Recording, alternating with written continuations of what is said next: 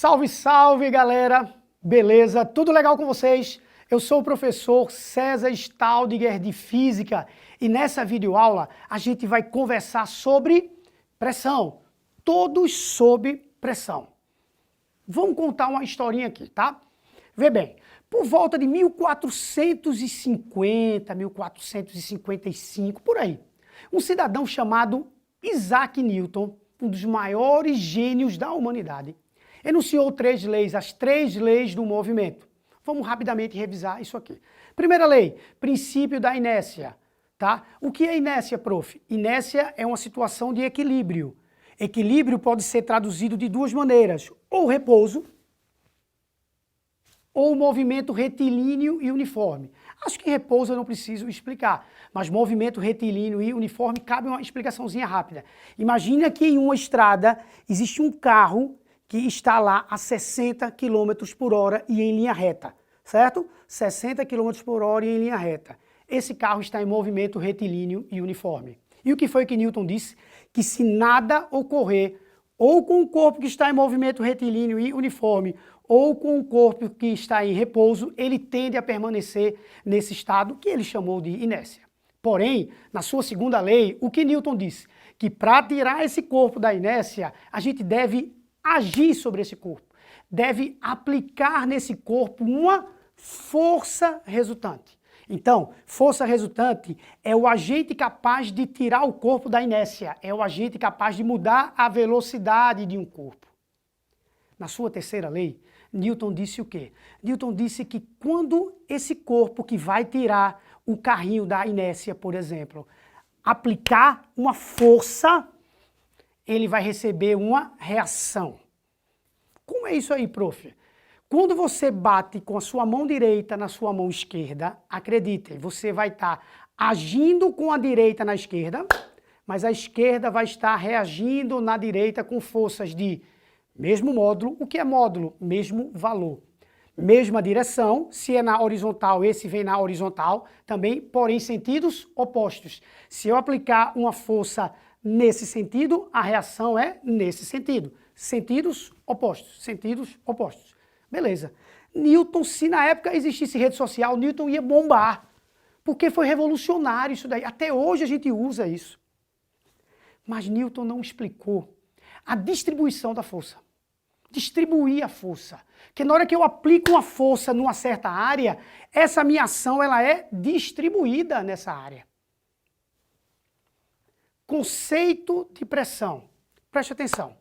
Você vai aplicar uma forcinha, imagine que tu vais aplicar uma forcinha numa determinada área.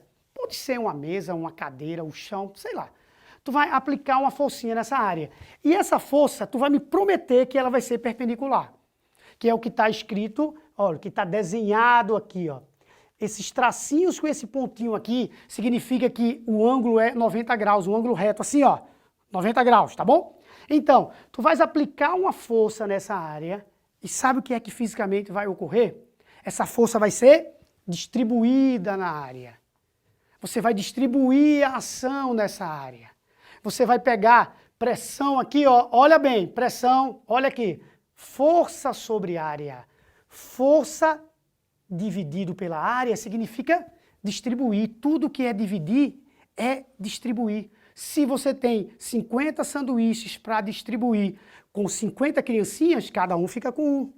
Já se você tem 25 criancinhas, cada um fica com 2. Mas a quantidade de sanduíches é a mesma. Então você está aplicando forças em áreas para distribuir isso daí. A força da gravidade, que é a que a Terra exerce na gente, ela é distribuída, tá? Na área da gente. Na área onde ela está sendo aplicada. Por isso o tema todos sob pressão, porque nós estamos sob pressão o tempo todo. Quando a gente parte para as unidades da pressão, a gente tem Newton por metro quadrado, que é a unidade do sistema internacional. Prof. Newton é uma unidade de força. Cada 10 newtons equivale a 1 quilograma. Tá? Aproximadamente. Então, ó, Newton por metro quadrado. Newton é uma unidade de força, metro quadrado é uma unidade de área. ATM, também chamado de atmosfera, é outra unidade de pressão. mmHg, prof. O que é isso aqui? Milímetros de mercúrio. Milímetros, mmHg é o símbolo do elemento químico mercúrio. Centímetros de mercúrio. Então você pode representar a pressão tanto em newtons por metro quadrado, como em atm, como em mmHg, milímetros de mercúrio ou centímetros de mercúrio. Prof, eu acho que eu estou entendendo, mas tem como tu colocar na prática, porque física às vezes fica muito abstrato, muito técnico. Tem. Faz assim, pega um lápis aí, pega um lápis. Lápis, caneta, qualquer coisa, pega aí. Vai. Pegou? Pronto. Eu vou ficar com um giz, tá bom? A gente vai junto fazer assim, a gente vai aplicar forças iguais em ambas as extremidades desse corpo. No meu caso, de um giz, de uma caneta ou um lápis, que seja. Então, ao aplicar essa força, tente aplicar forças iguais. Aplicou? Onde você sentiu mais dor, me diga? Exatamente, na ponta, cara, na ponta. Você sabe por quê? Porque você aplicou forças iguais, mas eram áreas o quê? Diferentes. Eram áreas diferentes. Aqui no Nordeste tem praias belíssimas, tá certo? Então a rapaziada roda muito de bug por aqui. Bug é um carro, tá? Que tem umas rodas largas pra caramba. Mas eles usam aquelas rodas largas, de grande área, para quê? Para evitar que aqueles carros afundem. Porque aqueles bugs ficam com 3, 4 pessoas em cima, então o peso é muito grande, então eles aumentam a área para distribuir um pouco mais essa força e evitar que esse carro afunde. Então é na prática o conceito de pressão sendo aplicado, sendo entendido. Porém, a pressão não é somente exercida em corpos sólidos. Os líquidos, os fluidos exercem pressão também. E aí vem o conceito da pressão hidrostática. Vamos rapidamente ler aqui.